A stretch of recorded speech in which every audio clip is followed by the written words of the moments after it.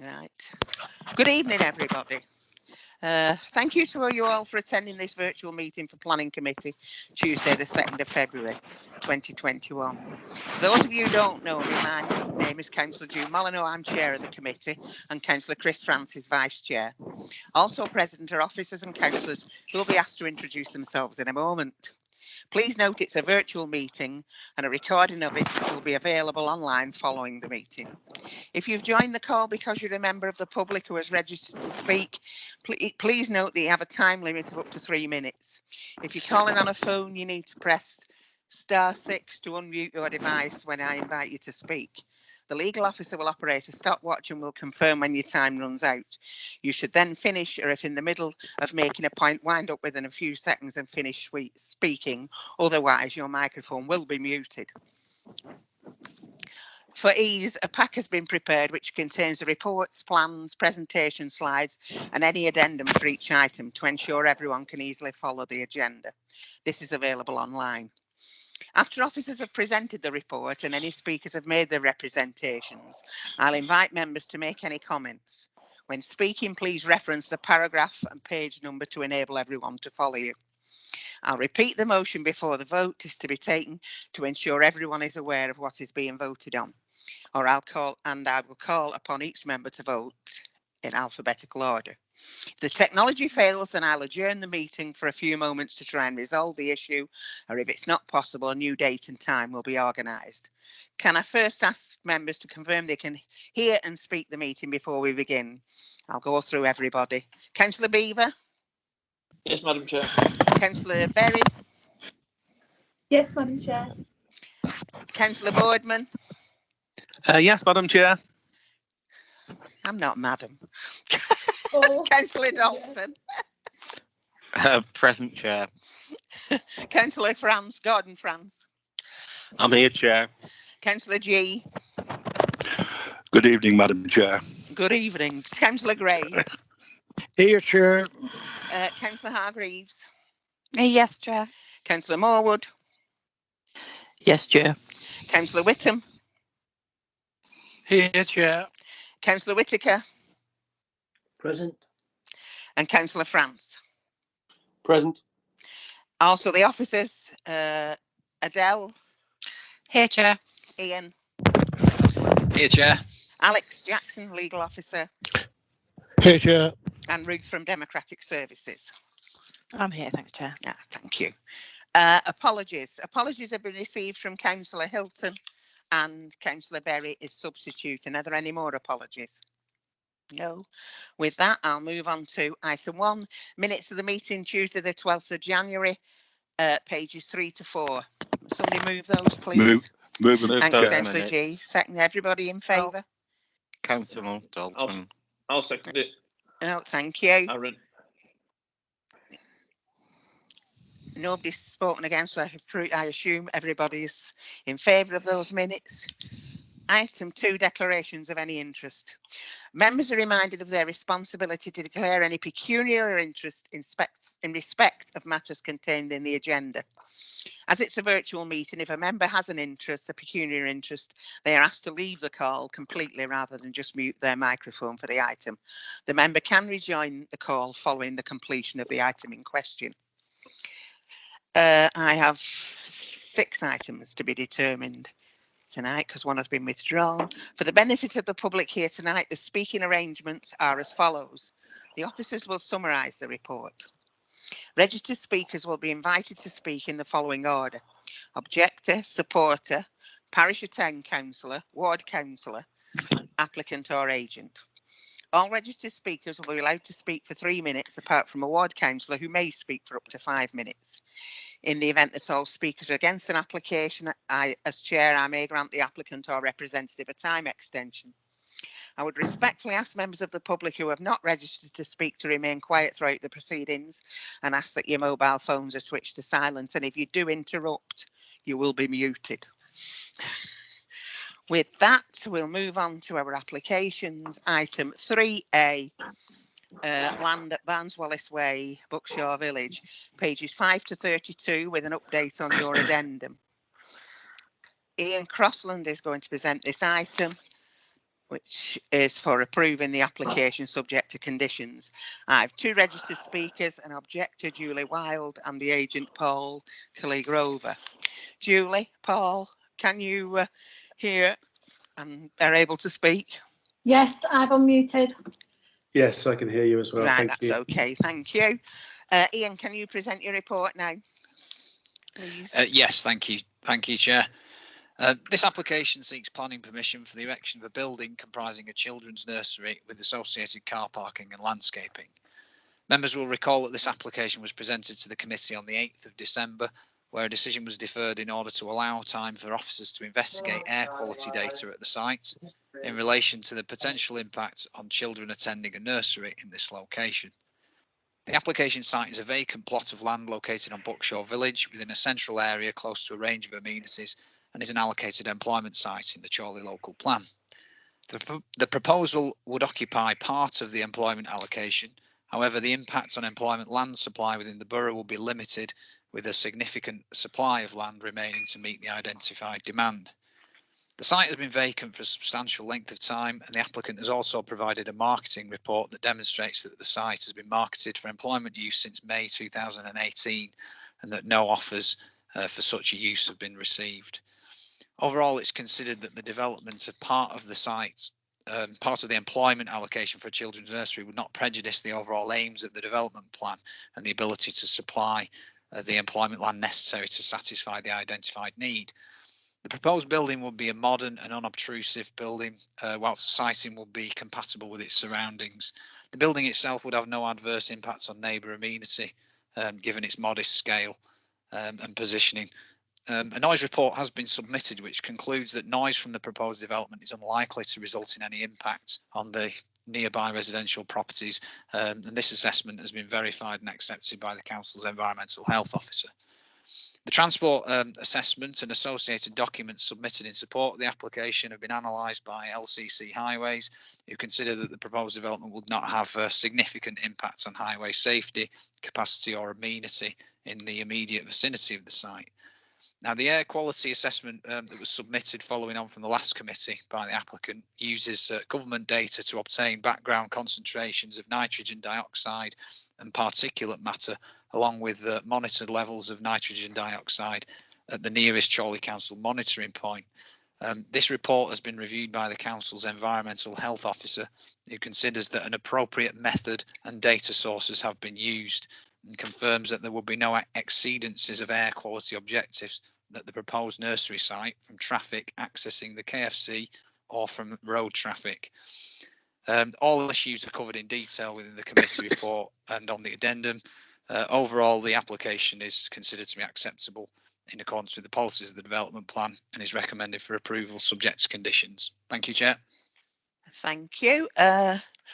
Julie, would you like to speak now? Yes, thank you. Alex, can you start the timer, please? Thank you. Good evening. My name's Julie Wild. I'm the operations manager for Buckshaw Village Nursery at the Hub, which is situated approximately 0.4 miles from the proposed site. Further to my objections from the last committee meeting, which still stand, I would like to also make the following additional points. Referring to the air quality report, at point 3.9, I note that the nearest monitoring point for the DMRB assessment is 2.2 miles away from the proposed development on the A6 Preston Road, leading me to question as to how this specifically applies to the Barnes-Wallis Way site. And whilst I appreciate I am not an expert, the figures for the traffic flow specifically cover the full opening hours for KFC, whereas the high traffic throughput is between the hours of 4 o'clock until closing, which coincides with the times of day that the children will be being collected amid standing traffic, as they also share the access point with the drive-through. In actual fact, I'm not sure if the committee are aware, but the queue for the drive-through can be seen on the majority of evenings tailing back onto Barnes-Wallis Way during these hours, which will hinder access to the proposed development's car park on entry and exit when collecting the children at the end of the day. Throwing another 85 cars into the mix at peak collection times of between 5 o'clock and 6 p.m. will surely affect the air quality in a negative way. I also note that 3.4 of the assessment indicates details of the traffic flow have been obtained from the Lancashire County Council traffic monitoring and assessment undertaken for the opening of the KFC restaurant, Are these figures current and applicable if this report was compiled prior to the opening of KFC and therefore don't include the monitoring figures, which would now include KFC traffic? Further to my previous comments surrounding the Lancashire Childcare Sufficiency Audit, which indicates that in actual fact 81% of childcare providers took part in the survey, this was intimated, this was a snapshot by the applicant and supports figures given to me recently regarding current occupancy levels at surrounding nurseries. I understand that from information that has been added as the addendum for the committee to see in detail. As these figures show a significantly lower than average occupancy rate, I think the average is approximately 72%. I would again ask the question whether there's a need for an additional nursery in the area, particularly as there's been a recent application approved for a 150-place nursery on the Strawberry Fields site on Exton Lane, which is under 2 miles away from this proposed site. To conclude, yes, I am extremely concerned about the impact that these 2 nurseries will have on the employment of not just my employees, but of the employees at all surrounding nurseries. Thank you for your time. Okay, thank you. Paul, would you like to speak now? And Alex, can you start the timer, please?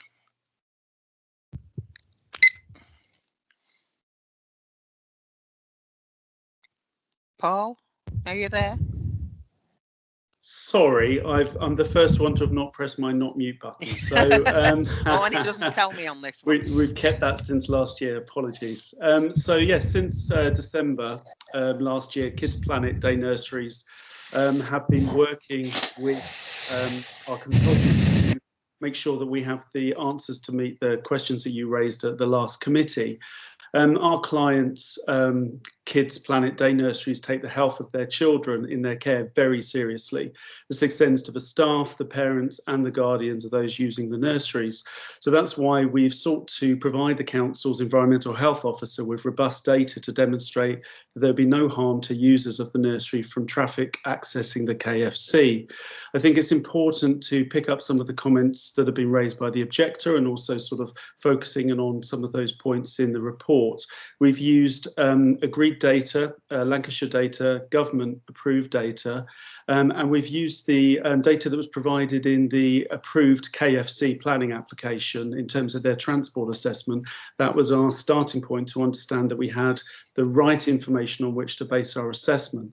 The conclusions of that report, which have been provided to you and shared with the council's environmental health officer, have made it clear that there'd be no detrimental harm to the children using the nursery. It's also important to highlight that the play area outside, which was the area that had been raised specifically at the last committee, is 20 metres distance from the drive-through area. And then it should also be worth noting that the area where idling is most likely to occur, which is the picking up window, is on the opposite side of the building again. So we don't believe at this point that the air quality is going to be an issue. And as I said, for Kids Planet Day Nurseries, taking the health of children in their care is very important.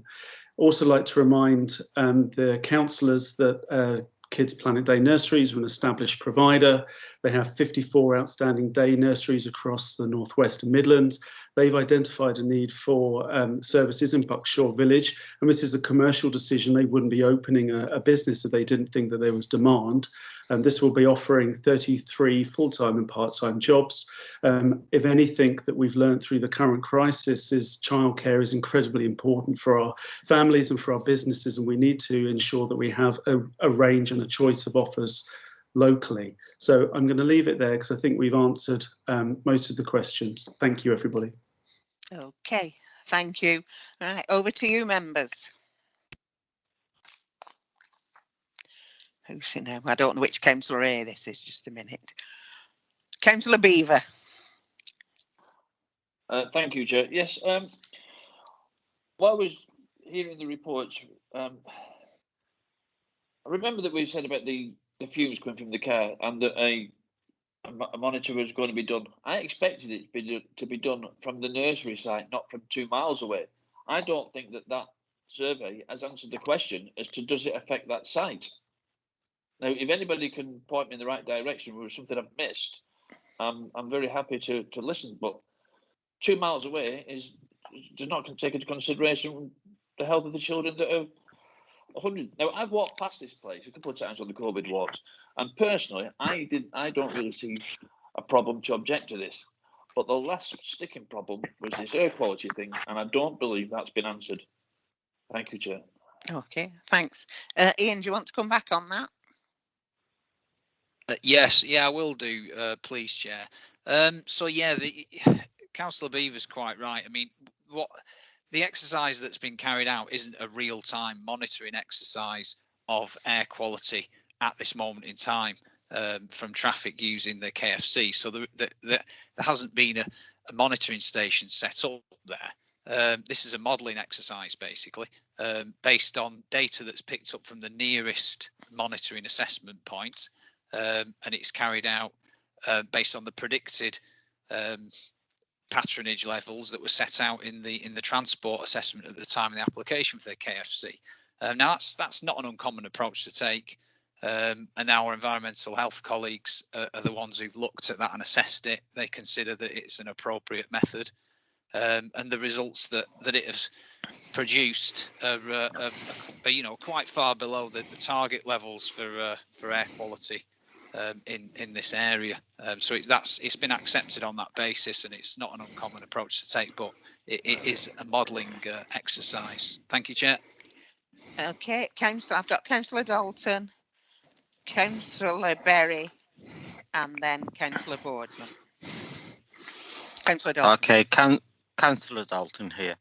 In my opinion, a 2.5 mile monitoring system away from a child's nursery close to a drive-through isn't sufficient. I propose that this is deferred until a monitoring station is appointed at the site with a close proximity, sorry, to the, sorry, June. It's all right. I'm dyslexic, okay.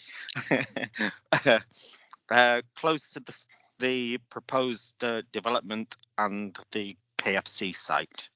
And that is my proposal, that is for a deferral. Okay, again. Thank you. Councillor Berry. Yeah, I'd like to second Councillor's recommendation for deferral.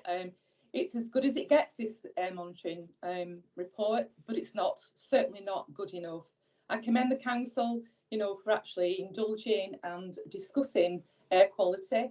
It's long been overdue, and I think we can try better with this, and we need to do better for the safety of our residents, our citizens, and particularly our young children. Thank you. Okay, thank you. Councillor Boardman. Thank you, Chair. Again, I want to reiterate what Councillor Beaver said. I don't think modelling works personally. We've seen modelling all this year in the COVID testing, and none of it's come true. So to be perfectly honest with you, I think we were quite specific last meeting when we stated that an air quality assessment of the site needed to be undertaken, not the site prior to construction and not an area a few miles away. So again, I have no issue with the application at all.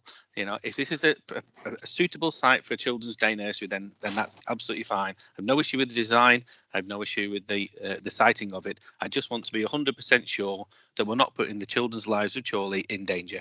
So I would look to defer it, as Councillor John Dalton has referred to. Thank you very much. Councillor Hargreaves. Thank you, Chair. I agree with everybody else. We need an assessment that really is very positive, where it's going to be.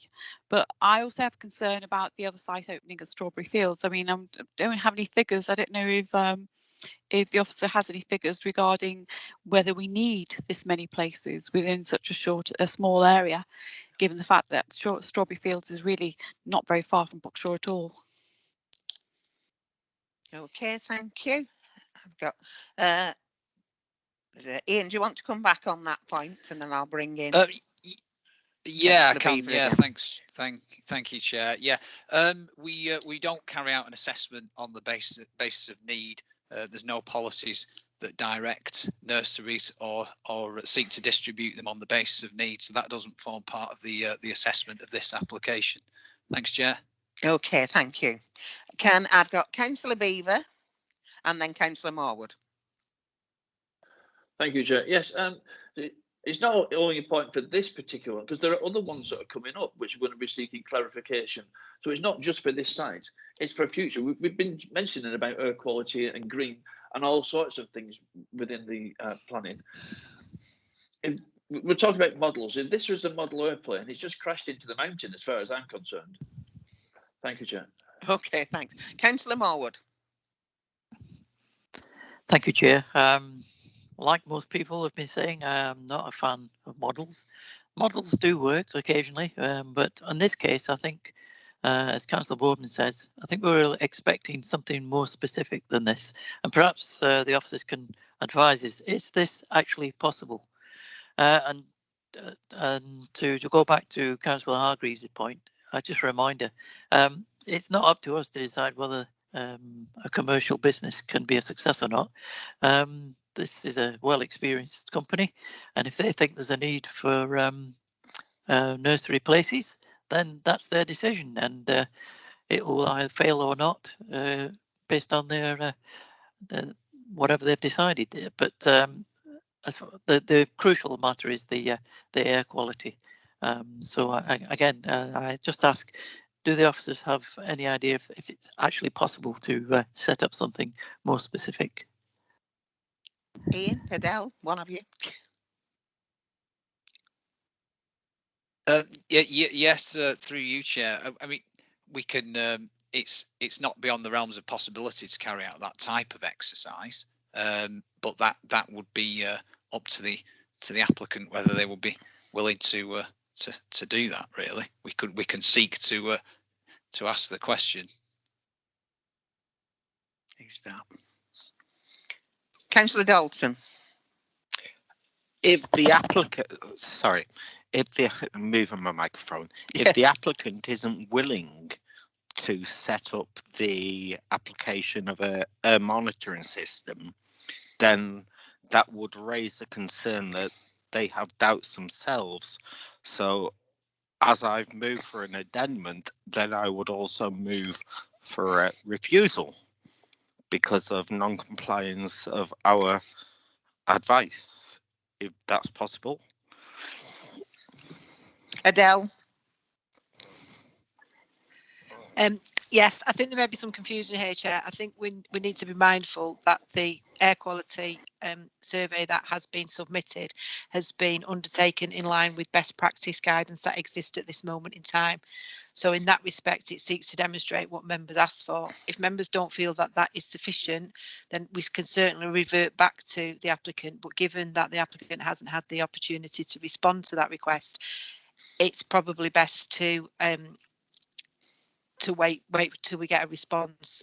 Alternatively, if you're refusing the application on a lack of evidence at this stage, then you just need to be mindful of the policy position insofar as it's not a specific policy requirement in the current local plan, and that there is a survey being submitted that complies with best data and has been accepted by the council's environmental health officers. So, you know, members just need to be aware that we need the opportunity to go back and ask the applicant whether they're able to do that. You know, members will be mindful that if they're not willing to do that, then it is within their gift to either let it come back to committee or they may wish to appeal against a non-determination. Thank you, Chair. Okay, I've got a few people here. Councillor G. Thank you, Chair. Yeah, thanks, Chair. I think we have to be very careful here. We've asked the applicant or the council to go back and look at the air quality. They have come back with what is best practice and the guidelines within the council and the county council. Now we're asking them to go into detail, which we didn't ask them in the first place. So we're getting into different territory here now. We're asking who's going to pay for this. It's not within the planning remit that we pay for it. It's up to the applicant that he pays for it. There could be a sufficient cost to all this. So I think we have to be very, very careful of where we're going on this one. It's come back and said, yes, we have done air quality. The quality, we found out that through guidelines, it is within the remit and it is safe to do so. Yes, it was 2 miles away. I do appreciate that, but it is what we asked for. So I think we have to be quite careful which way we go on this one, because it could lead to a lot of misunderstandings. So as I said, I think we have to be careful. Thank you. Okay, I've got Councillor Boardman, Councillor Berry. Thank you, Chair. I think we're getting confused with this. It's really simple. We asked at last meeting for an air quality assessment done of the site. We haven't received an air quality assessment of the site. What we've received is an assessment based on modelling and previous data.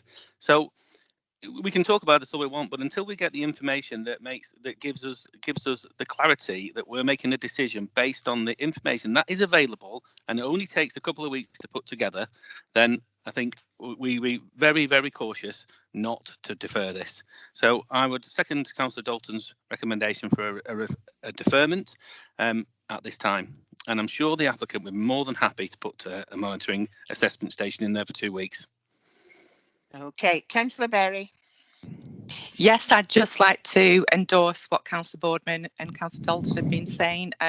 I'd ask for a refusal. I think it's extremely important that we recognise that air quality has been something that's been overlooked in general in planning practice within not just our district, but in other districts. It's groundbreaking, but groundbreaking for critical reasons. We're talking about the health of our young people, our youngest and most vulnerable children. So, and the wider the community. So, I'm pleased to see that we want to pursue an appropriate survey of air quality.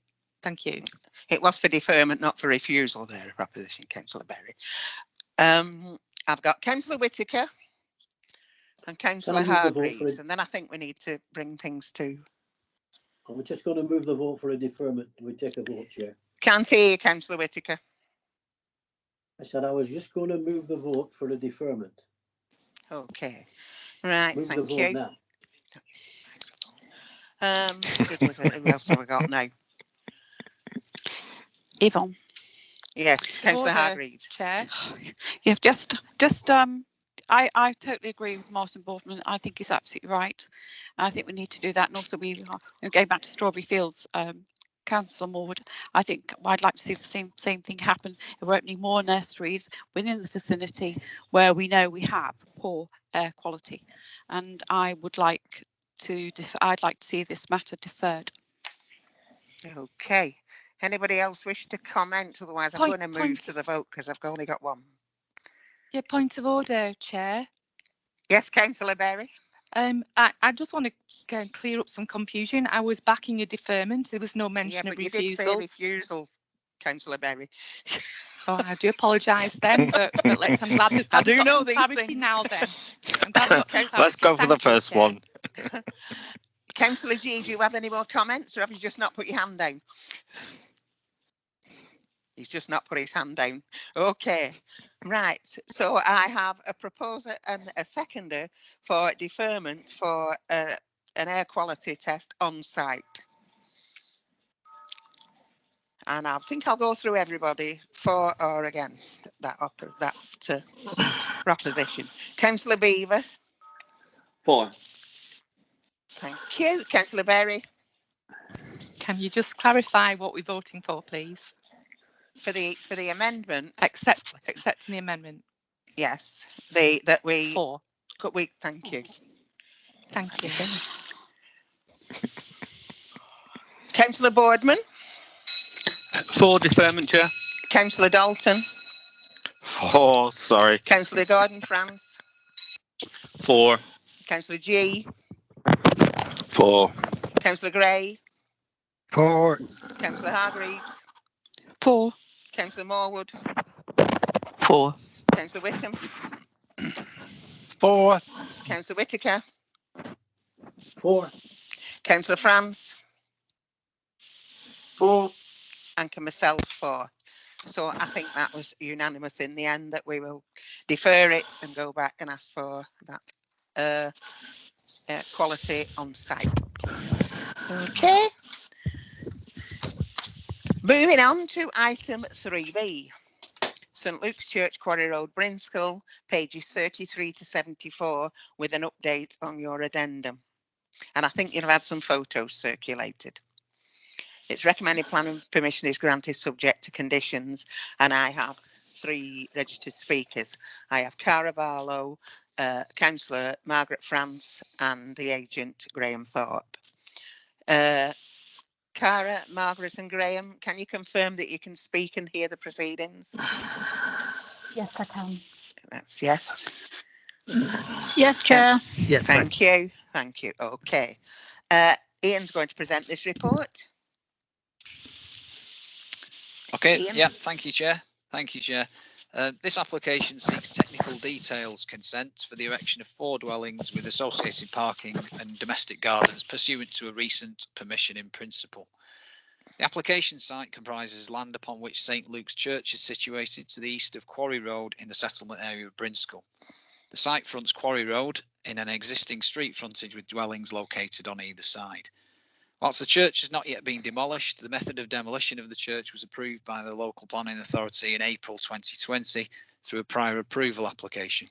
Members will recall that an application seeking permission in principle was approved by committee in September 2020 for the erection of up to 4 detached dwellings. As a result, the principle of development has been established. The application site is highly prominent from Quarry Road and can also be seen from Railway Road, which runs parallel to it. The proposed dwellings are of a traditional design style, taking cues from the adjacent buildings, and will be faced in materials common to the locality with features that reflect local design. They will be positioned to fill the gap between the existing dwellings, and although they will be set back from the building line to accommodate off-street parking, the development would create an active street frontage and would result in a harmonious addition to the street scene in this location. In relation to the impact on the amenity of neighbouring occupiers, it is noted that there are a number of windows in the side elevation of number 3 Quarry Road facing the application site. The applicant has sought to amend the scheme through the process to reduce the impacts on light and outlook from these windows through alterations to plot number 1. And it's noted that there is already an impact from the existing church building. Overall, it's considered that on balance, there will be no unacceptable detrimental impact on residential amenity at 3 Quarry Road or any other neighbouring property. The council's parking standards will be met, and Lancashire County Council Highways have assessed the scheme and raised no objection. It's therefore considered that the proposed development would not have a significant impact on highway safety, capacity or amenity in the immediate vicinity of the site. The site is not in flood zone 2 or 3, and it's not in a critical drainage area. Therefore, no flood risk assessment can be required from such an application. For the avoidance of doubt, the Environment Agency were approached for comment on this application and have advised that there's no evidence that demonstrates the site is at risk from flooding, and that the applicant has, in any event, provided a drainage strategy that would provide a greenfield rate of surface water runoff, which would improve upon the current situation. Overall, the proposed development is considered to be in accordance with the policies of the development plan and is recommended for approval subject to the conditions. Thank you, Chair. Okay, thank you. Cara, would you like to speak now? Sorry. Chair, before you carry on, did you say there were some photographs that we could see? I'm trying to find them and I can't see where they are. Ruth circulated some photographs. I can't Councillor find them G, anywhere. I'll resend them on an email to you now. Right, thank you very much. Okay, sorry. Cara, do you want to speak now? And yeah. Alex, can you start the timer, please? I'm a local resident and would like to speak to you about flood risk. In addition to what has just been said, which we were told that an FRA cannot be requested in flood zone 1, that is incorrect, and flood risk assessment can be requested in flood zone 1. I'd like to show you this flood risk map, which shows the dark blue areas that are at high risk for surface water flooding. You can see Quarry Road is here and the residential properties are here where the development will take place.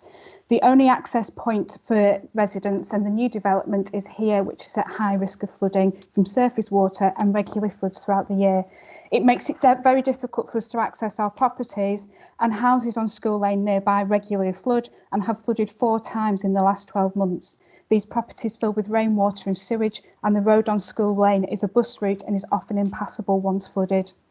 Flooding happens at key points where the sewers meet.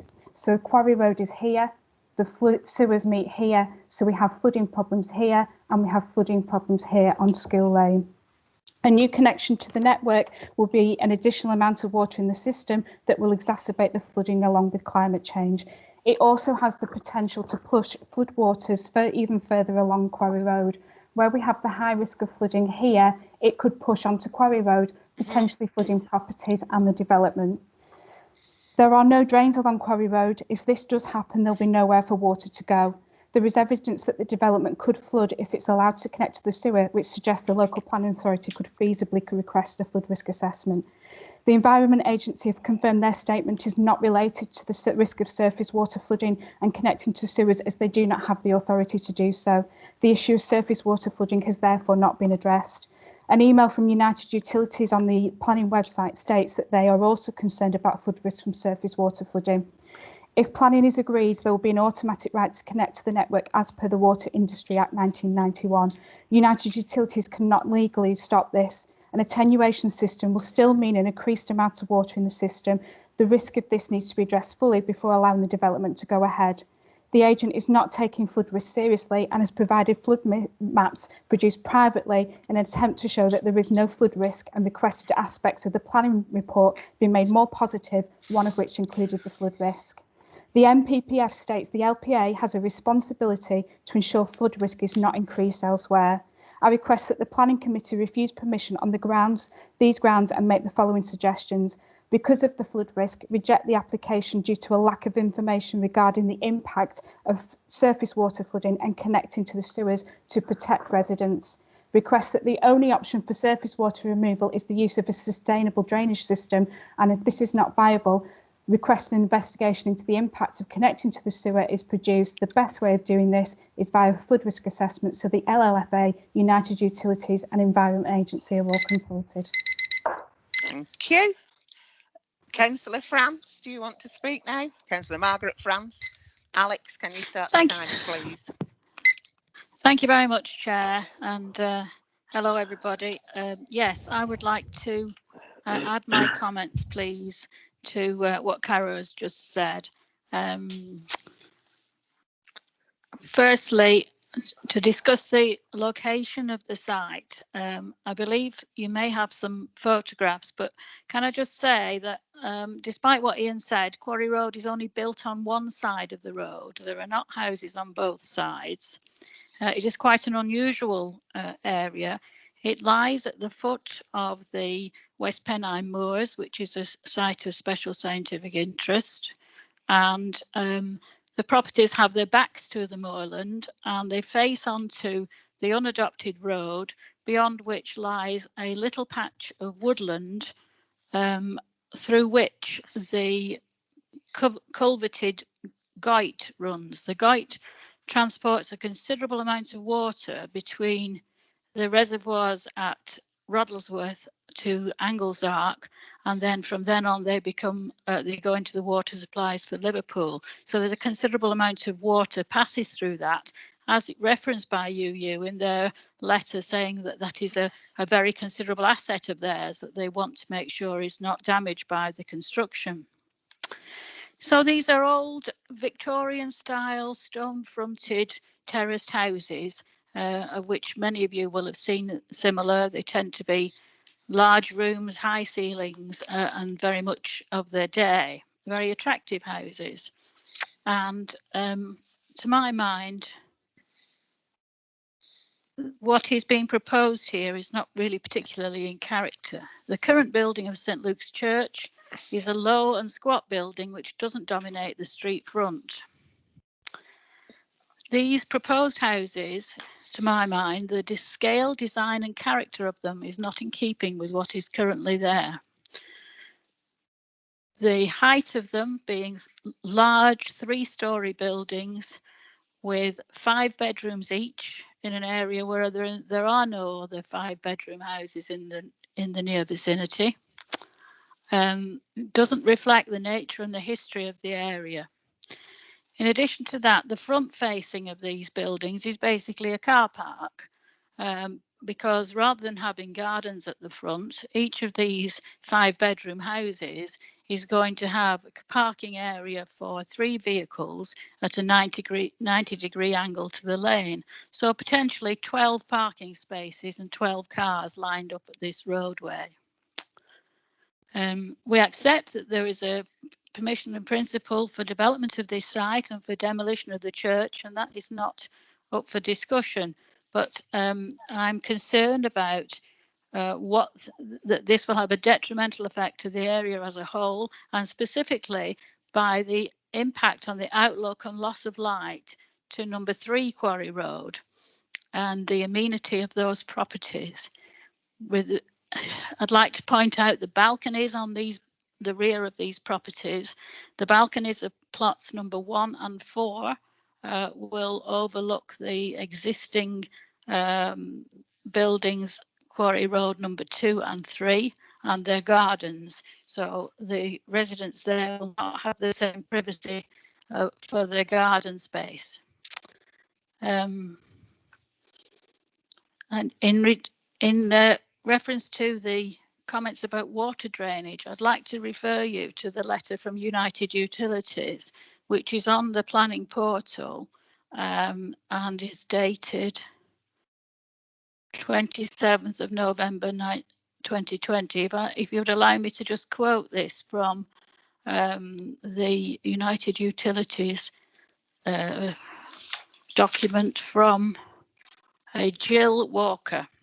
And she says, we have reviewed the drainage strategy that has been provided, and this is underlined, do not believe that sufficient information has been included to investigate options for surface water infiltration at this time. We also request the applicant submit additional information with regards to ground and finished floor levels. She then goes on to say, it is our recommendation that this additional information is provided, and this is in bold writing and underlined, prior to determination of this application. And then goes on to say, should the council deem it appropriate to approve requesting conditions. So I would vote that this planning application be refused. Thank you.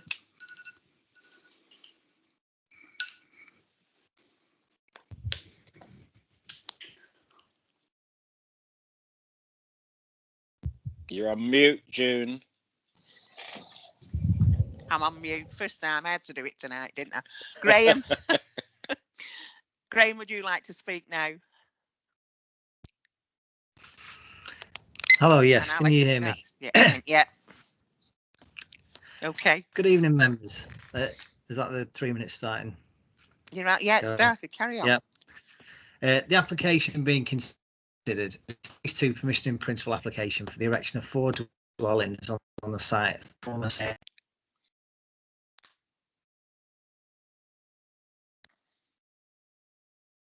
Yeah, he seems to have frozen. Compliance of the proposed scheme with technical detail. It's very important to note there are no objections from the statutory consultees, albeit planning conditions have been requested to safeguard any approval. To reiterate the officer report, there's no statutory requirement for an FRA. United Utilities have not objected to the proposal in terms of surface water impacts. Indeed, they have recommended conditions that would require information to be submitted and agreed with them prior to the commencement of development. We're happy to accept the conditions proposed. For completeness, there are no technical reasons to prevent approval being granted in compliance with the case officer's recommendation, which is the purpose of this PIP stage. The NPPF attaches considerable weight and importance on achieving good design and high quality built environment. This is reflected within policies in the Central Lancashire Core Strategy and the Chorley Local Plan. The 4 dwellings proposed are of a traditional style and use traditional palette of materials, albeit incorporated with elements of more modern design styles. Properties are set back from the existing building line on Quarry Road to provide complete off-street parking to the front, but they also provide large private rear garden areas. The scheme is of a high quality design and the 4 dwellings would be identical to each other, with the exception of plot 1, the design of which has been redesigned and amended during the determination process, working closely with the case officer and the planning service lead, Adele Hayes, to provide a scheme that removed any perceived impacts upon the neighbouring dwelling, number 3 Quarry Road. The 11-metre interface distance noticed in the report was suggested by Adele Hayes, and the scheme is now considered by the planning department to be in full compliance with all the relevant national and local planning policies and SPD design guides. This includes all interface distances, and as such the scheme should be approved in conjunction with the case officer's recommendation. We're pleased to note within the addendum report presented to members that the case officer consistently reaffirms his views that the scheme is considered to be acceptable. The significant benefits of approving this scheme for high quality housing on a brownfield site are considerable. It is a sustainable location in a settlement area and comprises previously developed land. The proposed development would have no detrimental impact on the character of the area and would not give rise to undue harm to occupiers of neighbouring properties, ecology, drainage or highway safety, with the implementation of planning conditions put forward as part of any approval. We confirm all technical points regarding this application have been overcome to the satisfaction of the planning department and ask that members agree that the application be approved without delay. Thank you for your time. Thank you. Adele, you wanted to come back on that, and then I've got Councillor Whitaker. Yes, thank you, Chair. I think given that my name has been mentioned in dispatches, I think it's important that you understand the conversations that took place. Members will be aware that it's not unusual to seek amendments to schemes where a submission is considered to be unacceptable. And in this instance, we had particular concern with regard to the juxtaposition of plot 1 with the adjoining property at number 3. Insofar as the originally submitted scheme, to my mind, was wholly unacceptable. And because of that reason, we suggested that the property needed to be moved further back and it needed to ensure that there was no adverse impact on the outlook from that property.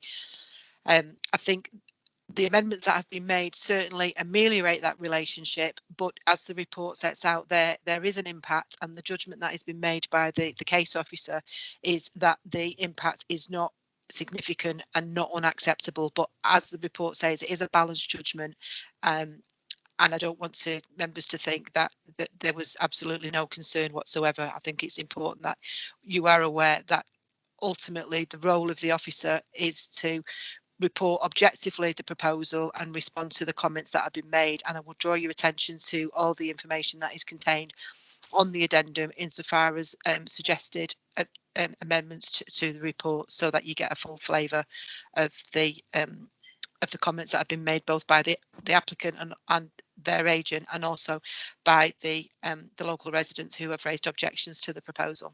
Thank you. Okay, thanks, Adele. I've got Councillor Whitaker, and then I've got Councillor Gordon-Franz and Councillor Boardman. Right, Alan. Thanks, Chair. If planning was an exact science, we wouldn't need planning officers and we wouldn't need planning committee. I was very impressed by what Councillor Margaret France said about the impact that this would have.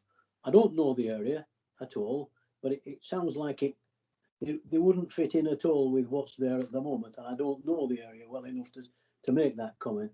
So what I'm going to propose, Chairman, I have some concerns, and I was grateful for Adele saying then that it was a balanced judgment. I'd like to suggest, Chair, that we have a site visit and we go and have a look at this and look at the implication of what this means to the residents who are on there, and the other implications about highways and drains and water, etc., etc. So that's my proposition, Chair. Thank you. Thank you. I've got Councillor Gordon-Franz. Thank you, Chair. Firstly, I would like to say that as far as the flood risk goes, I've lived in this village all my life. The cottages, which are 50, 75 yards away from the church, are flooded on a regular basis. And I think 4 times in the last 12 months. I have been on site with a residents association who set up over concerns of drainage. I've had LCC officers out there with myself and Margaret. Doug Cridland's been, United Utilities have been, and they all agree there is a problem. It's at the bottom of 3 steep hills, and it does definitely create a problem. Now, what concerns me is page 21, paragraph 12, and it says the applicant is reluctant prior to determination to do a sewerage and surface water report or tell United Utilities how this is going to be done. I think in the current situation, and I think you'll also find 3-4 years ago that Chorley Borough Council actually paid £500 to a number of residents down there for damage done to their properties in a flood. So it is a risk. There is an awful lot of water. Yeah, I can't see how we could possibly go for this without the surface water and drainage. I have a fear that we're going to finish up the next flood sewage down there when these properties are built. So I'll leave it at that. Okay, Councillor Boardman. Thank you, Madam Chair. Just to come back on a couple of points, Councillor France made a few comments, and a couple of other councillors made comments about the aesthetics and design. I've just been looking on. I know the area very well. I cycle through there and actually down that lane and down the brow at the back quite a lot. It is a very pretty area, and I think you'll find that the majority of the houses on the lane are stone fronted. The church is made of stone. The wall is made of stone. There's a rendered property on the end of the actual street as well. So the applicant to put an application in which is for 4 stone fronted dwellings which are rendered to the rear, I think is very in keeping with the actual aesthetics and design of the area. The comment regarding 5-bedroom houses, well, in all reality, they are 5-bedroom houses, but if you look at the plans, the actual rooms are very small. Unfortunately, that is kind of what the market requires these days. People don't want large rooms where they can rattle around in. They want space that is usable, studies where people can homeschool and work. So with regards to design, I think the actual architect's got it spot on this one with regards to the design. I am very concerned about the flood risk, though. I do know the hierarchy of drainage strategy, and the first one on the list is ground infiltration. I don't think this has been ignored, and I would like to see a bit more meat on the bones before we come to a decision. So that being said, I don't have an issue with the application as such. I do have a concern about the drainage. I do know the area, so I won't second Councillor Whitaker's a view to go for a site visit because I don't need it personally, but I do want to see some more information regarding flood risk. Thank you, Chair. Okay, thank you. Anyone else wish to make a comment? Oh, let's go. Councillor Marwood. Thank you, Chair. Councillor Boardman has taken up some of my points. In terms of design, I have absolutely no argument. I wish some of the designs of buildings we've seen in the last 6 months or so have been quite as good. There's a lot of stone properties there, and yes, they'll look a bit new because they haven't been blackened and like the rest. But in terms of the design, I think it's excellent. But again, I am confused slightly by the amount of flooding and so forth, and the pictures. And I think I would like, although I have a vague idea of the area, I used to live there, but it's a long time ago. I think I might wish to second Councillor Whitaker's proposal for a site visit. But overall, I still think that these technical matters in terms of flooding, all the experts are telling us, and I know you can all agree with what an expert is, that these technical matters are fine, and that there is absolutely no requirement for a flood risk assessment. The condition is that the applicant will have to put in a report in terms of the surface water, and that has to be acceptable to United Utilities before anything can be carried on. So I think, I think I'm asking for the site visit because I think personally I need time to look in a little more detail about this flood risk and the flood report and the difference between the surface water and the sewage and everything else. So I think I need time to get bring that all together. So I would like to second the proposal. Thank you. I've got Councillor Whitaker, Councillor Gordon-Franz and Councillor Beaver. Councillor Whitaker. I've spoke, Chair, made the proposition for a site visit. Oh, right, that's all. Okay, Councillor Franz. Thank you, Chair. I think I appreciate that the properties are going to go on there. I think what I would like to suggest, whilst I'm willing to go along with the site visit, I mean, obviously know the area very well anyway, but I think the other thing we could look at is for a deferment until United Utilities have got their surface water and sewage agreement, you know, till it's satisfied them, because I don't think they've satisfied them yet. But I'll leave it at that. I'm quite happy to go on site. Okay, Councillor Beaver. Thank you, Chair. I agree with everything that's been said. I don't mind the site visit. The one thing I would say is that if this is a long-term problem, maybe Chorley Council should champion the residents and look into why it's flooding and get County Council United Utilities to sort it out. But that's it. Thank you. Okay, Councillor Moore, would you want to wish to add anything? Because your hand's still up. My apologies, I can take it down. Do any of the officers want to come back on any of the comments that have been made? Adele. Yes, thank you, Chair. I mean, I would just reiterate everything that is set out in the report. I understand that members want more clarity and will certainly seek to obtain some more additional information from the applicant and liaise with United Utilities. I am mindful, though, that essentially United Utilities have raised no objections, although they have expressed some caution with regard to the lack of information at this stage. It may be that once we've got all that information back, it might be worthwhile, if members do decide to defer consideration, to hold a technical briefing in advance of the next committee. Thank you, Chair. Thank you. Thanks, Adele. So at the moment, I've got a proposed and a seconded for a site visit and a request for us to find out more information from United Utilities. Somebody's put their hand up. Oh, it was me. Why have I done that? I pressed the wrong button. The hand up. Okay, with that, take mine down. To Councillor Dalton.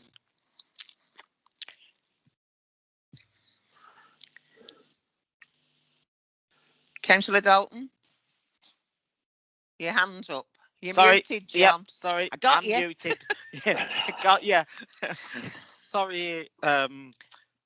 Following officers' advice, Adele's, I think it might be possible to go again for a deferral until we have a further report from United Utilities. If anybody else is prepared to second that rather than a site visit, then maybe we have a site visit after a deferral. That might be an option. Okay, I'm finished. Okay.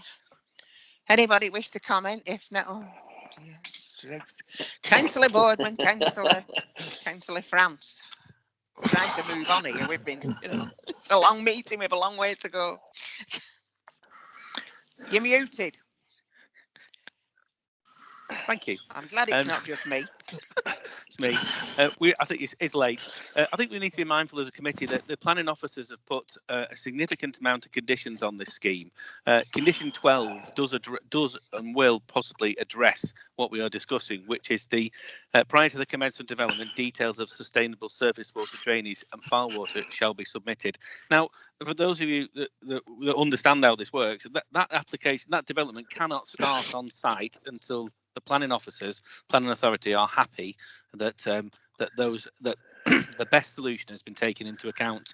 So we can either take that responsibility away from the planning officers and ask for some more information, or we can move to approve this application based on the planning officer's recommendation, which I'm going to do at this point, and I'll be looking for a seconder.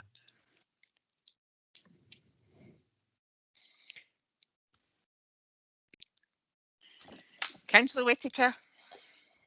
Chair, I move the site visit that would be. Yeah, like I've tried to move that on, but I realise that. What move the site visit, that would meet Councillor Dalton's request for a deferral. We could find the information out if we have a site visit in time before the next planning committee. Doesn't seem to be a problem, but I think, what are we frightened? Let's have a look at the place and see. The ward councillor has made some very valid points. So I repeat my proposition for a site visit, Chair. Councillor Marwood. Thank you, Chair. I'm having second thoughts about the site visit. I'm not, the conditions, as Councillor Boardman has says that they must bring forward that report before any building takes place. United Utilities have already said they have no problem with that, except the surface water issue, and the condition takes care of that. So I'm not sure, and maybe perhaps councillors can clarify what exactly are they expecting United Utilities to come back on. They've already said everything's fine apart from, and the condition covers the report must be submitted before building takes place. So I'm sorry, Councillor Whittaker, I'm going to withdraw my second of the site visit and second Councillor Boardman's to accept the proposal. Councillor France, Gordon France. Yeah, I mean, happy enough to go with the site visit, but also would second Councillor Dalton on a deferral. I mean, what United Utilities did say, they do not believe that sufficient information has been included to investigate options for surface water infiltration at this time. We also request the applicant submit additional information with ground and finished floor levels. Ian, you wanted to come back? And then I've got Councillor Hargreaves. Thank you, Chair. Yeah, I just wanted to clarify the situation with United Utilities representation on this application. They don't object to the application, and they're not concerned about the development in relation to any flood risk that might occur. What United Utilities would like to see is that is evidence to show that the applicant has been through all the through the drainage hierarchy, and to demonstrate that they've looked at all the most sustainable ways of drainage of draining the site, and how they've arrived at the conclusion of directing the water to the combined sewer. So why have they discounted other more sustainable ways of draining the site? They want to see that evidence, and that's their concern, rather than the actual impact on surface water drainage, because there is a technical solution that they accept, but they want to see how that solution was arrived at, essentially. Okay, thanks, Chair. Thank you. Councillor Hargreaves. I think it's not very conclusive, all of this, and I think a deferment would probably be a good idea for us to have a look at it again. And regardless of what Ian's just said, I think people aren't really sure. So in that case, I think a deferment is the best way to go. Councillor Dalton. Following Ian's summary there, I think a deferment is essential. Thank you very much. Adele, you wanted to come in? Yeah, I just want to remind members of the advice that the government set out in terms of when determining planning applications where matters can be controlled by condition, which is not an unusual scenario. And this is a standard condition that is recommended to deal with the subsequent issue of the sewers. I just want to make you aware that it's normal practice that this can be dealt with via a condition. Thank you. Okay, I've got Ian and I've got Martin. Ian, you wanted to come in? Sorry, I've not put my hand down, Chair. All right, Martin. Thank you, Chair. Again, you know, it's down to weight and how much weight this carries in the decision-making process. Now, one issue which is regarding to surface water drainage and runoff, which is covered in a condition that's set out by our own planning officers, does that really carry the weight to defer a planning application or refuse a planning application? I would argue it doesn't. when the other mitigating factors that are well put forward by the architect and by the applicant and are well covered by our planning officers. So I would still move to approve the application based on the officer's comments with conditions. Okay. Now, Councillor Beaver. Councillor Marwood. You muted me, Aaron.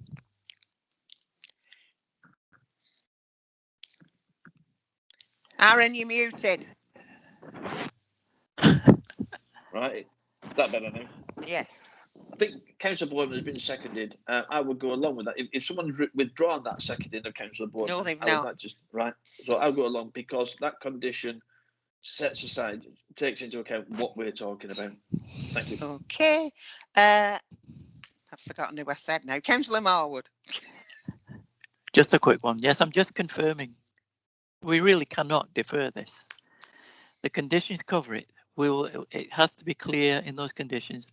Everything has to be accepted before anything can happen. I urge everyone, it cannot defer this. No. Okay. Thank you. Right. We'll try to move to some kind of a vote. I've got a proposer. I think I've got a seconder for a site visit, but I'm not sure. Did Councillor France? Sorry, did Chair. you- Am I Sorry? able to just confirm for you? Sorry, it's Ruth. Yes. I just wanted to confirm there was originally a proposal by Councillor Whitaker, seconded by Councillor Morwood for a site visit, but Councillor Morwood withdrew subsequently withdrew that. So the site visit proposal has no seconder currently. It hasn't got a second, right. Councillor France. It does now. You see, I thought it might have because he did mention it. So I've got a proposer and a seconder for a site visit. I've got a proposer and a seconder for deferral, and I've got a proposer and a seconder for the officer recommendation. I'll go with what should I do first? The final one, the last one to come through was deferral. For or against deferral? As set out by Councillor Bourne and Councillor Morwood. Okay, we'll go through everybody. Councillor Beaver. Against. Councillor Berry. Against. Councillor Boardman. Against. Councillor Dalton. For. Councillor Gordon France. For. Councillor Danny G. Against. Councillor Gray. Against. Councillor Hargreaves. For. Councillor Morwood. Against. Councillor Whittam. Against. Councillor Whitaker. For at this stage. Councillor Chris France. For. And me against. So I don't know about you, Alex. I think that falls. Did you get that, Alex? Just check my figures. Sorry, Chair. What did you say your figures were? I didn't. I think it was 548 against. But I may be wrong. Yeah, I got 8 against. Okay, yeah. So that falls. Yeah, So I got 5-4. So the motion is not carried. yeah, that's what. Yeah. Okay, for and against the site visit now. Go through everybody again. Councillor Beaver, for or against the site visit? Against. Councillor Berry. For. Councillor Boardman. Against. Councillor Dalton. Against. Councillor Gordon France. For. Councillor G. Against. Councillor Gray. For. Councillor Hargreaves. For. Councillor Morwood. Against. Councillor Whittam. Against. Councillor Whitaker. For. Councillor Chris France. For. And me against. So I make that 6-7. Is that right, Alex? 1, 2, 3, 4, 5, 6, 1, 2, 3, 4. Yes, I think that's correct, Chair. Thank you. Now we will go for or against the officer recommendation. Sorry, Chair, can I just have clarification of that last vote? Was it for a site visit or Sorry, against? it was against the site visit. Thank you. Okay, sorry, I'm losing the plot here. Right, so it's for or against the officer recommendation. Councillor Beaver. For. Councillor Berry. Against. Councillor Boardman. For. Councillor Dalton. Against. Councillor France. Gordon. Against. Councillor G. For. Councillor Gray. For. Councillor Hargreaves. Against. Lovely. Councillor Morwood. For. Councillor Whittam. For. Councillor Whitaker. Against. Councillor France. Against. And myself for.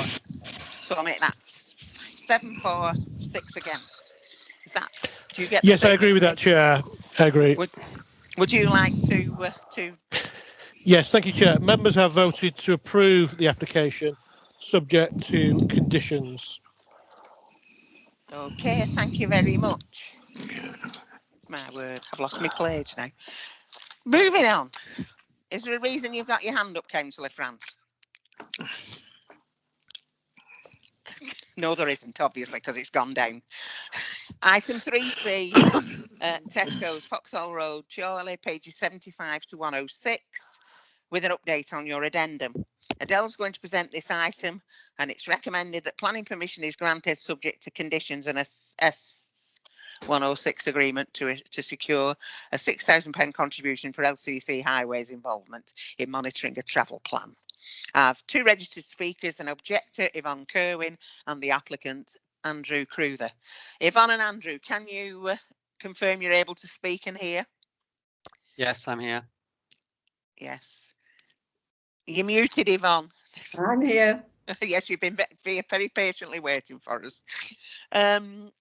Adele, can you present the report, please? Yes, thank you, Chair. The application site forms part of the car park of the Tesco supermarket on Foxhall Road, just west of Astley Village. It is bound by the Tesco car park to the south and west, and amenity grassland and trees to the east and north. The application seeks full planning permission for a single-storey freestanding restaurant with drive-through facility, landscaping, car parking and other associated works. The proposal has been reduced in scale during the assessment period from a 2-storey building to the single-storey that is now before you. The proposal is to operate the restaurant 24 hours a day, which is the same operational times as the Tesco store. Representations have been received from 38 individuals, Exton Parish Council and Astley Village Parish Council, objecting to the proposal on the grounds that include traffic congestion, an insufficient level of car parking, littering, antisocial behaviour and harm to residential amenity, and these are detailed more fully in the main body of the report. One representation has also been received in support of the proposal, citing aspects such as job creation and ventures that McDonald's undertakes, such as community involvement, litter picking and sponsorship of local sports team. No objections have been received from any of the technical consultees, subject to conditions such as the implementation of noise mitigation measures. The Highway Authority have requested various off-site improvement measures which are listed in the committee report, and that would be secured via a section 278 agreement with the applicant to include the installation of a raised crossing, dropped curbs, tactile paving and improvements to bus stops in the vicinity of the site. The Highway Authority also request a financial contribution of £6,000 for monitoring and implementation of a travel plan for the site to encourage sustainable modes of transport, and this would be secured via a section 106 agreement. The application proposes essentially to locate what is a main town centre use in an out of centre location, and so in accordance with the framework, a sequential test is required to identify any sequentially preferential sites within town or district centres or edge of centre locations. The applicant's sequential test that supports the application demonstrates that there are no alternative suitable sites for a drive-through restaurant, either within Chorley Town Centre, the district centres of Astley Village and Exton, or on the edge of any of these centres. Members will be aware that policy EP9 of the Chorley Local Plan reinforces the guidance contained within the framework and permits out of centre development within accessible locations which do not harm the amenity of the area and which do not detract from the function, vitality and viability of the centres.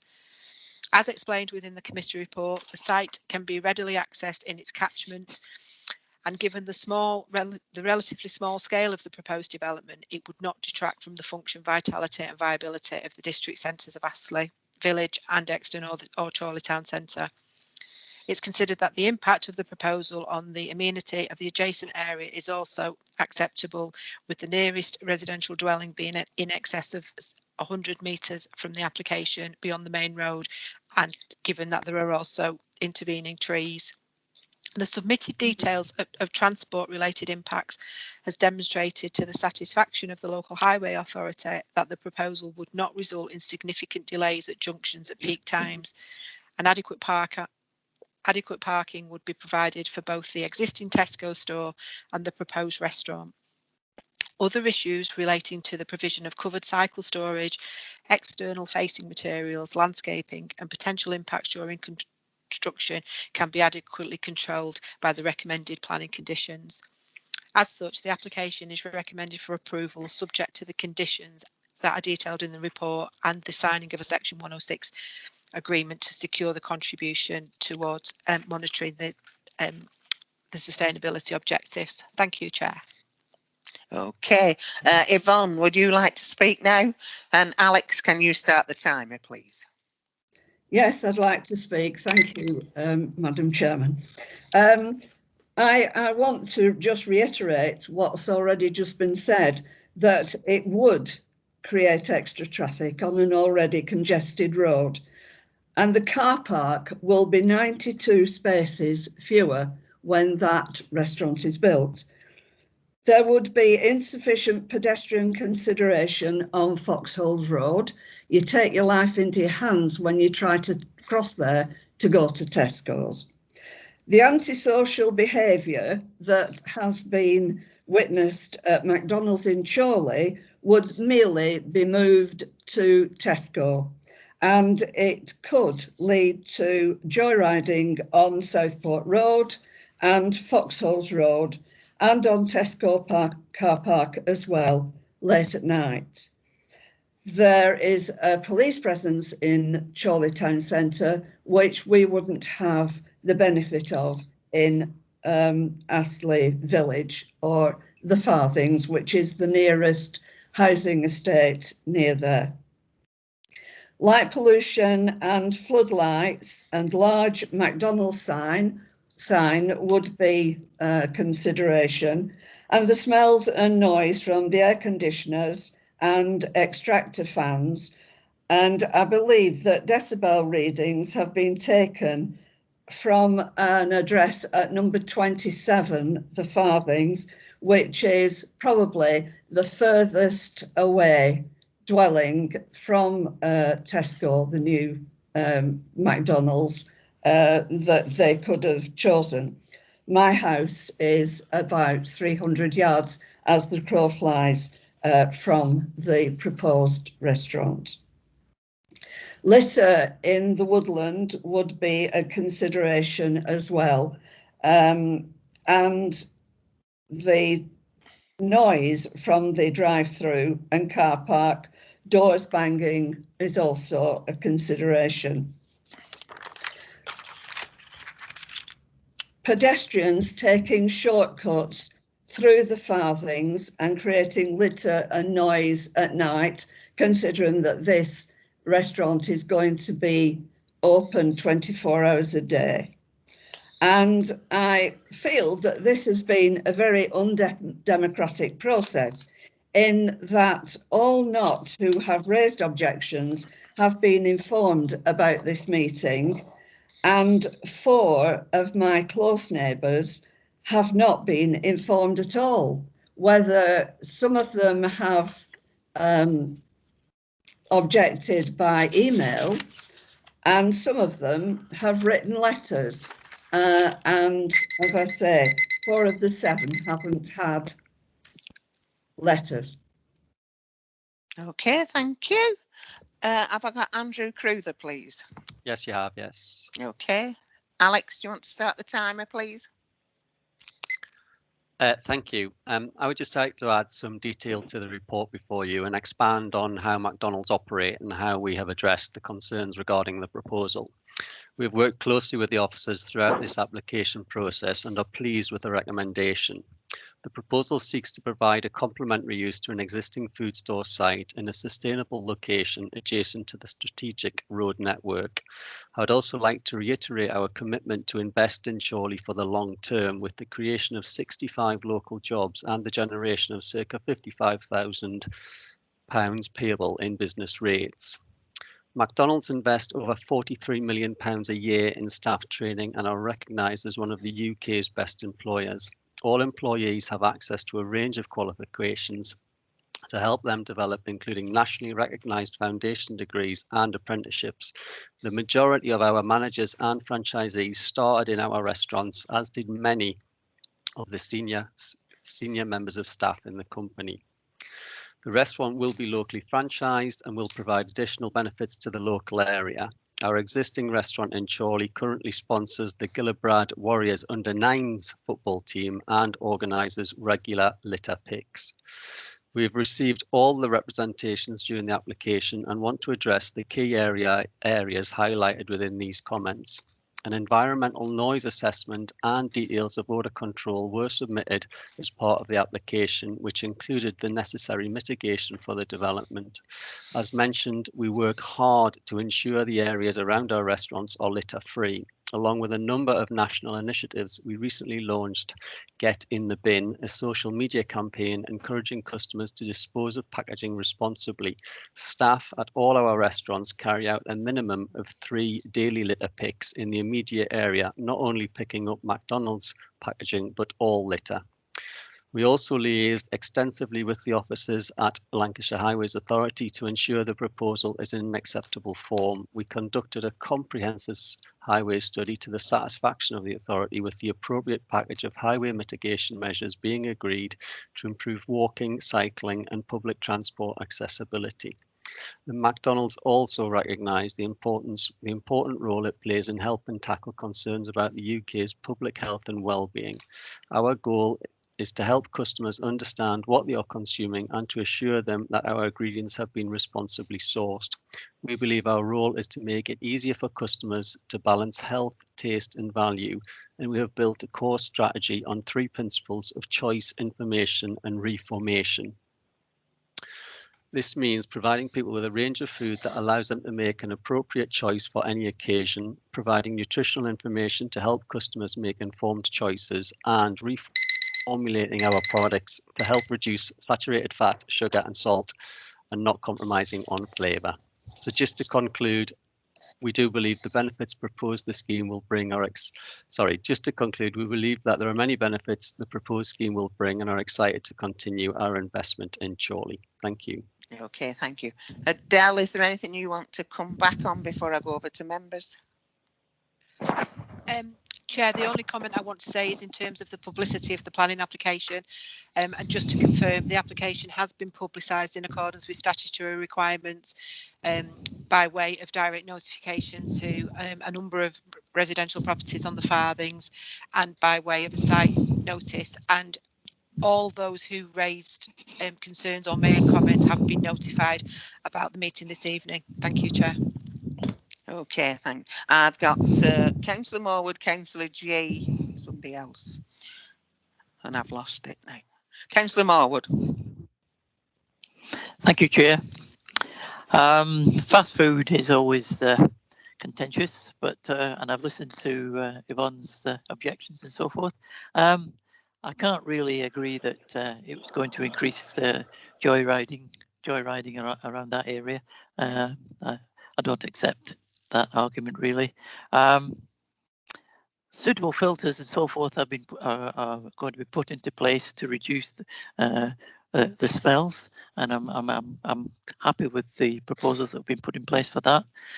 As for the noise of the doors and so forth, Well, I can't suspect that it'll be any worse than the Tesco car park when it's at its fullest.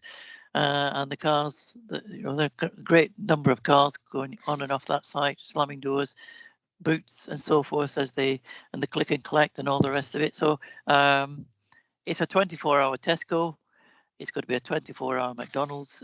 Again, it's only a small number that actually will be attending at 3 o'clock in the morning or whatever it is. So on the whole, I'm really happy with this application. It's not unusual to have something like this on the sort of site that we're talking about, a commercial site with supermarkets, garages and so forth. So I'm happy to support the recommendation. Thank you, Chair. Okay, thank you. Councillor G. Thank you, Chair. Like Councillor Morwood, I have no problem with the car park there. As he said, it's a 24-hour car park. There's cars going in and out all the time, shutting the door and that. I should imagine that there are wagons going in on a 24-hour basis delivering, so there's a noise there. But my main concern, and this is not in Exton, this is actually in Chorley, but my main concern is the volume of traffic, not on the car park, but leading up to the car park. We campaigned for many years. First of all, that road is a walk to school road. There's I would say hundreds of children that come from Exton and the surrounding areas that walk to Parklands. They walk there, not at the moment, I agree, but they walk there on a daily basis, going to school, coming back to school. The roads around that area, around Westway leading onto the roundabout in the morning, is horrendous. I mean, I have stood there and I've done it myself. You start walking across and a car comes shooting around the roundabout. You have to run. We've appealed to county to do something about the roads down around that roundabout for the children that walk to school and walk home from school. And they're saying that it's not feasible, there's no money, excuses. Now, here we're talking about 106 money. Someone might tell me what the 106 money is going to be for. I presume it's just going to be roundabout where McDonald's, Tesco's are. Now, I would like to see the money go further afield to make the roundabout there safer. It is a bad roundabout. It's to sheer good fortune and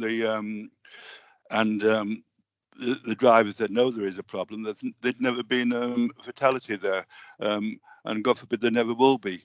But I would like, and to say that there isn't a problem on Foxhole Lane, there is on rush hour. It is a bad road. There's a lot of traffic going down that road. I mean, I couldn't care less if the cars queued up in Tesco's car park not being able to get out. That's not my problem. My problem is the road infrastructure away from Tesco's and McDonald's. So I would like to see the money spent on something that, for the safety of the children that walk into school and walking home, and for the safety of anyone that's walking at the moment. So I'd like to see the roundabout made safer. So I don't know where the money's going to be spent, but I'm sure somebody will tell me. Thank you. Okay, Adele, do you want to come back on that before I bring any other councillors in? Yes, please, through you, Chair. Just to clarify, the Section 106 contribution is for the travel plan solely, but I would draw your attention to the comments of LCC Highways that are set out in paragraph 8 of the report. A few kind of like paragraphs within that paragraph sets out that the Highway Authority is satisfied that subject to some highway improvement works, then it is safe, and they do recognise the need to improve facilities for pedestrians. There is a series of measures that are detailed that include various drop curbs and tactile pavings on Southport Road and Foxhole Road, and the access, and then down to the location where the start of the A581 Southport Road and near the roundabout. And these are secured by a Section 278 agreement and a planning condition requiring those works to be done as well. Thank you, Chair. Okay, thank you. Right. So, Chair, can I just come? Can I come back very in quickly because of other very people waiting? Yes, to speak. very quickly. So, are we saying that there's no money for the roundabout for any walk to school for the children there. It's just for the facility for cars and that. So they're not going to do anything for the walk to school children. So is that correct? Adele?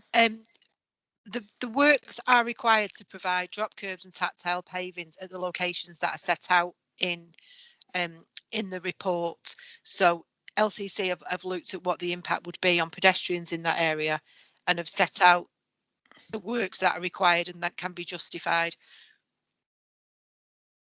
Thank you, Chair. Okay. It's a get out clause. I'm sorry, Chair. I'm quite mad about it. We're not getting what we want. Thank you.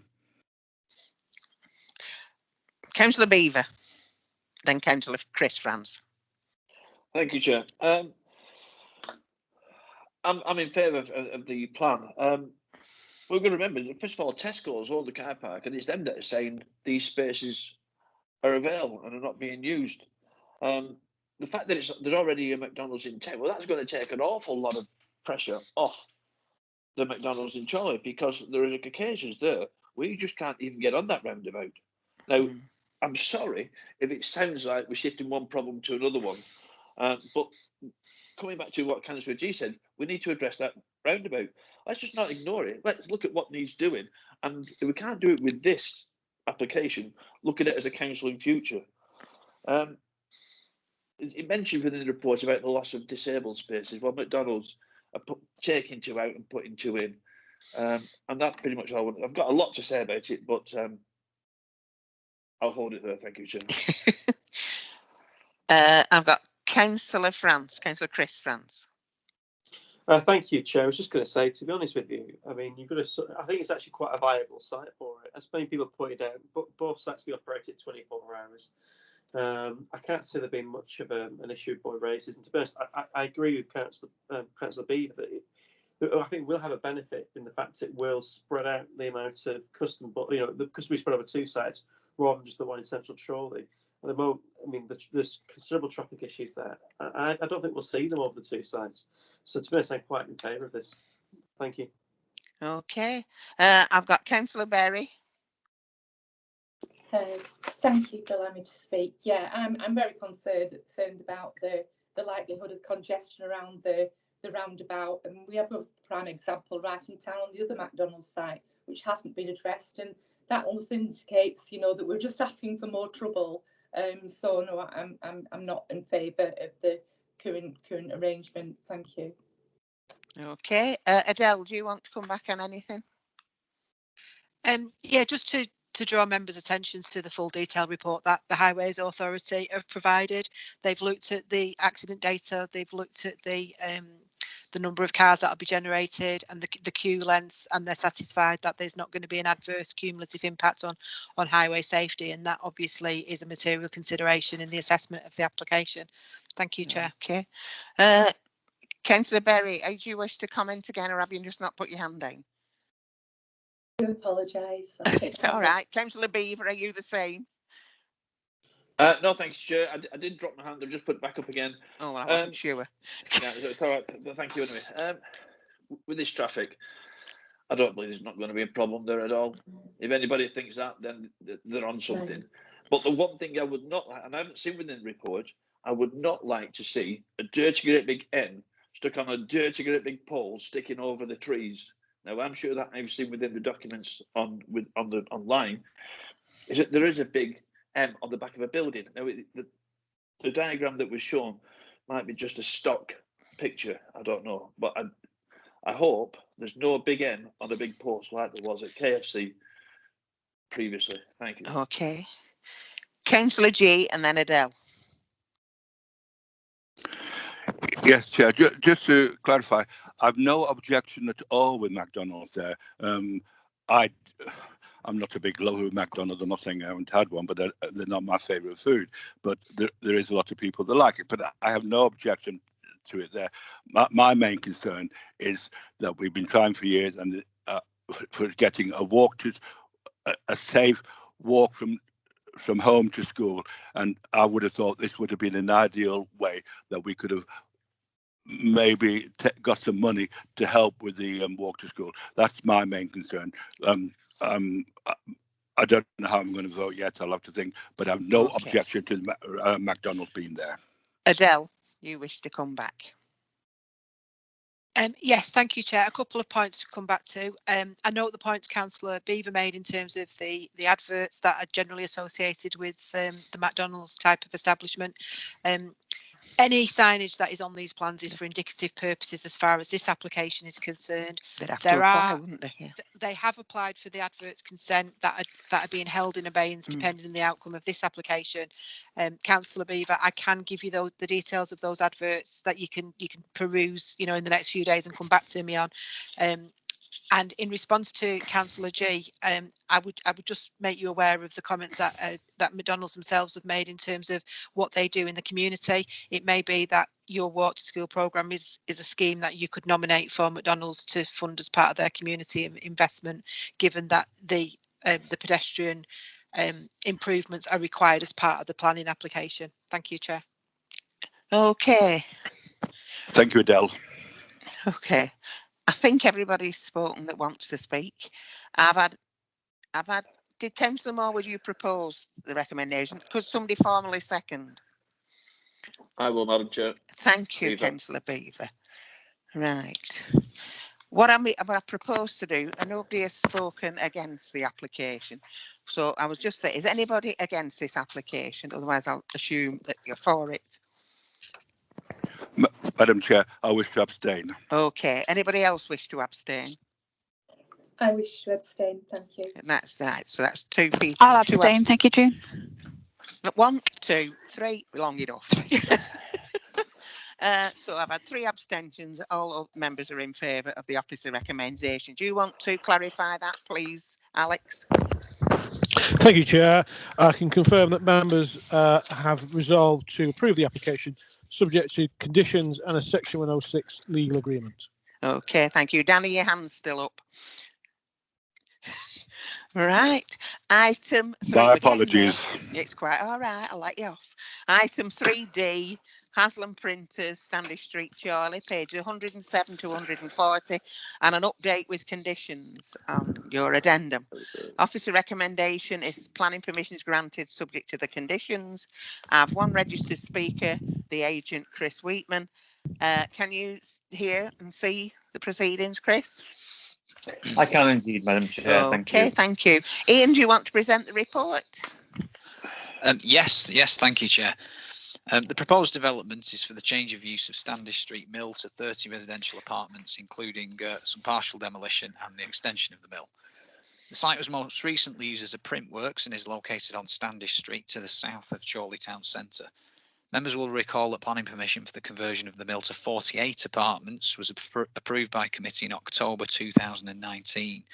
As such, the principle of development has been established. Standish Street Mill is a prominent building in the locality and it's visible from a number of vistas. The proposed development involves a more sympathetic conversion than the extant permission, with greater retention of the historic mill building and much smaller extensions of modest scale in discrete positions to the rear of the building.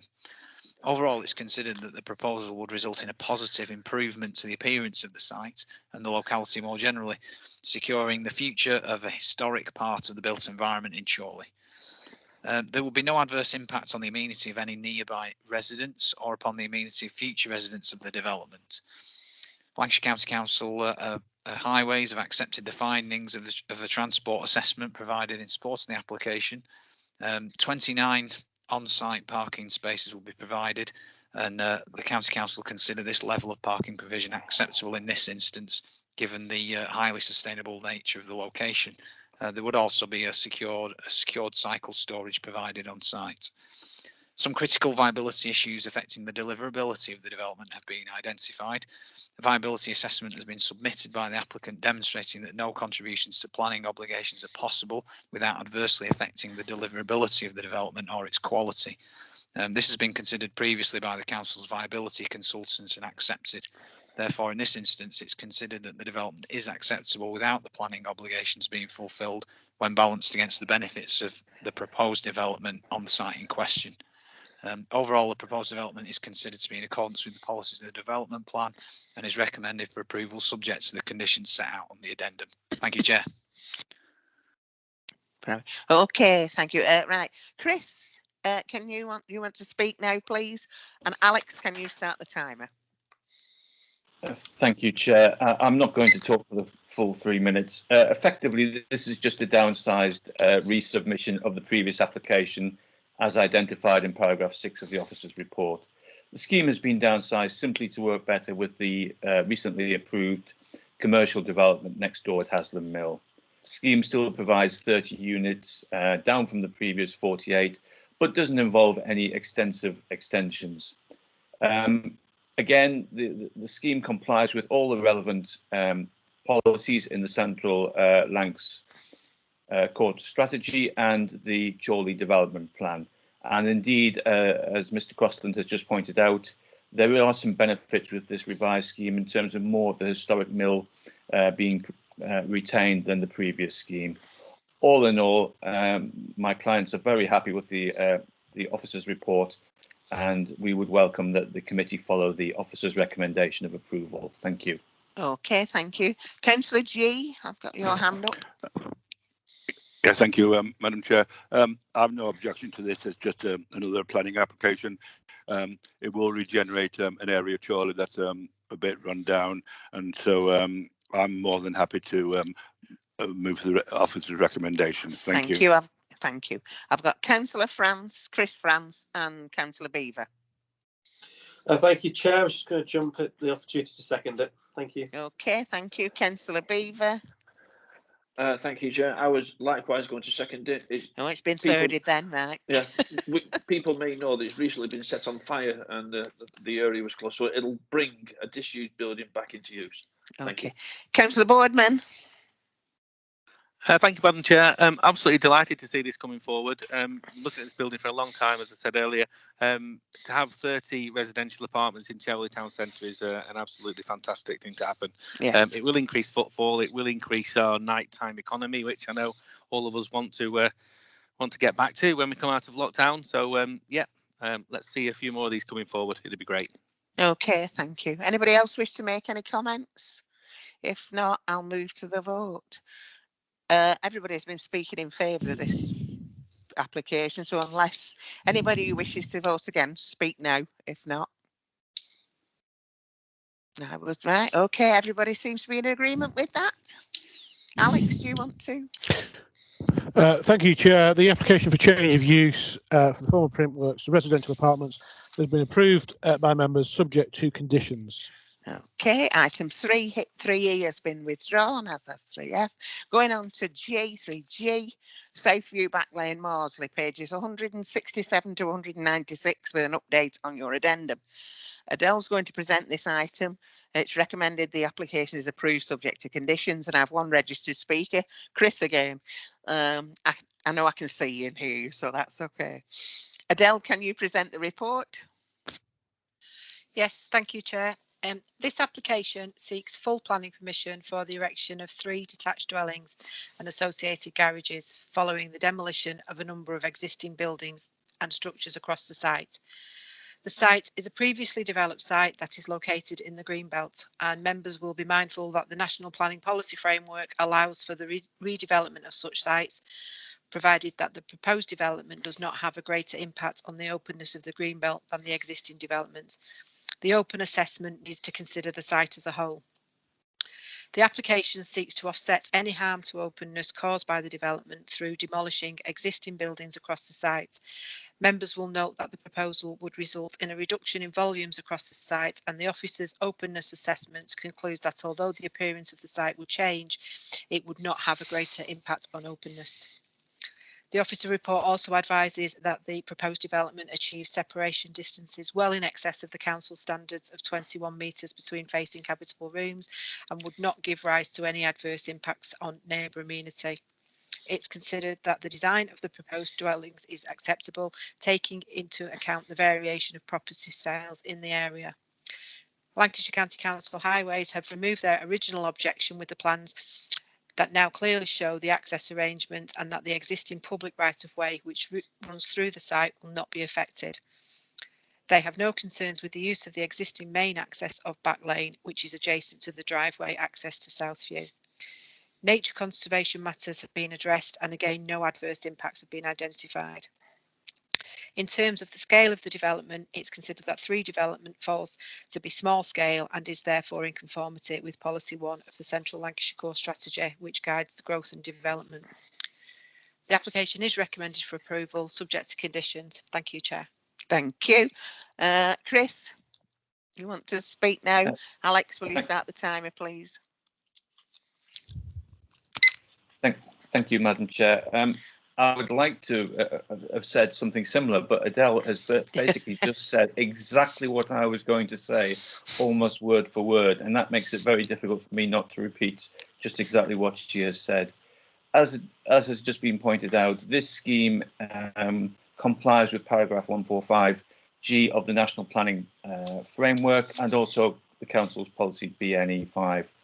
As the report also points out, there is actually a 24% reduction in the existing volumes on site now. So in terms of the openness of the Greenbelt, this scheme actually gives something back to the prime purpose for having Greenbelt, which is its openness. The one outstanding issue, which has been picked up by some of the written objections, was predominantly around access.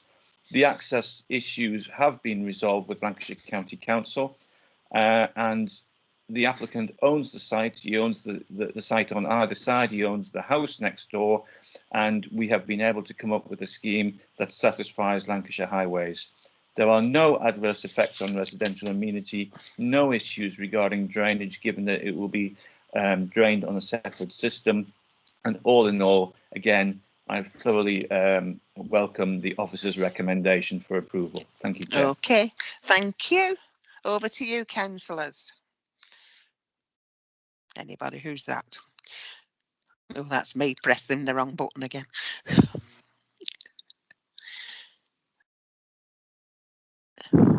Councillor Dalton, Councillor Boardman. I'm not managing to find all the correct words here because my computer's asking me to reset my password. But there's a reduction of 24% on the overall site application, but does that include the addition to a further stable block that is going to be retained? Just a simple question. Okay, if Adele. Somebody can...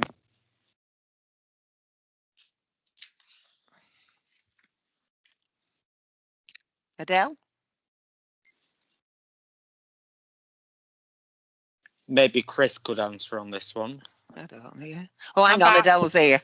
I'm back. Sorry about that. Technical glitch. Yes, it does. It takes account of the building that is retained. Thank you. Okay, thanks. Okay. Martin? Councillor Boardman, sorry. Thank you, Chair. I was just pressing buttons as usual, trying to sort things out. I read this scheme on Saturday and was quite surprised to see there was a reduction. It's one of the schemes that we don't really like these coming forward, but they are previously developed sites and previously developed land. The fact that this applicant has put a 24% reduction is to be commended, to be honest. It's similar to ones we've seen previously. It could have gone for, he or she, shall I say, could have gone for 5 or 6 dwellings, but have gone for 3. 2 relatively smallish ones and 1 large one. I don't have an issue with the application as such. I do know the site very well, and the corner is a sharp corner, but the road is very, very quiet. It isn't a busy country lane. It's a very quiet country lane with lots of people walking, lots of people riding horses, and lots of people cycling. So I will move to approve the recommendation that the planning officer has put forward and commend the applicant for putting a reduction in. Thank you. Thank you. Councillor Beaver. I'll second that proposal, Madam Chair. Thank you. Anybody else wish to comment? No. In that case, I assume that everybody is in favour of the application, unless they say no. No, right, there you go. Thank you, Chair. Members have approved the application for the erection of 3 detached dwelling houses, subject to conditions. Okay, thank you. And last item, because I have no urgent business, item 4, the appeals report, pages 197 to 98. To note that report. Adele, do you want to make any comments? Only to say that this report just details 2 enforcement appeal decisions whereby the appeals were allowed, and effectively what that means is the enforcement notice has been squashed by the inspector. Thank you. Okay. Any comments from anybody? No. We will note that report. Thank you all for your attendance. The recording can stop now. Good night and have a safe journey to your front room.